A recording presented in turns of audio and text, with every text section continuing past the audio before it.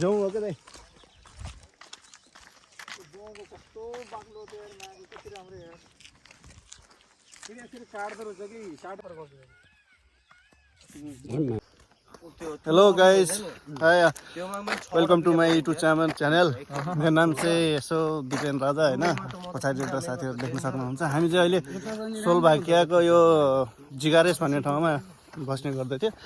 same हेर्दाखेरि हावापानी मौसम चाहिँ हाम्रो नेपालको जस्तो नै छ होइन देख्न सक्नुहुन्छ पछाडितिर पछाडि चाहिँ हाम्रो गाउँको उत्पादन भइरहेछ यही हामीले काम गर्ने भनेको यस्तैमा हेर्नुहोस् पछाडि अब गाउँसँगमा पानी सानी चार्ने औषधिहरू छिट्ने कृषिमा काम गर्छौँ होइन केटाहरू यहाँ बर्गर र पिज्जा खाने कुरा गरिरहेको छन्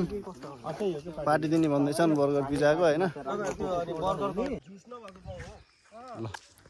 अन गरे अन गरेछ टिकट यस्तरी आउँछ राम्रो खा यसरी सम्म हो नि त गाउँ हो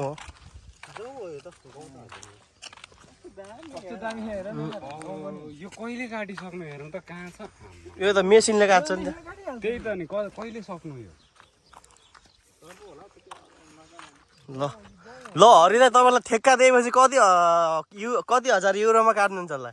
बोल्नु न बोल्नु कति छ नि खोइ अब यो 25-40 हजार युरो त लाग्छ पक्कै नि अझ त्यही नि कम हो यत्रो कमसे कम 65 बिघा कहाँ 65 बिघा धेरै छ नि 100 बिघा भन्दा पनि माथि होला हो हजुर यो त आँखाको त्यस्तै ऊ नि पुग्दैन है दर्पणले काम गर्ने निस्किन 1 घण्टा लाग्ने भनेको केटाहरू कृषिमा गर्थ्यो कि 1 घण्टा निस्किन्थ्यो अरे बारीबाट निस्किनुको लागि लागिहाल्छ नि 1 घण्टा हेर्नु नि कहाँ हो कहाँ अनि कहिले भइँदैन म त पोखरा पनि हालेर चाहिँ क्या ऊ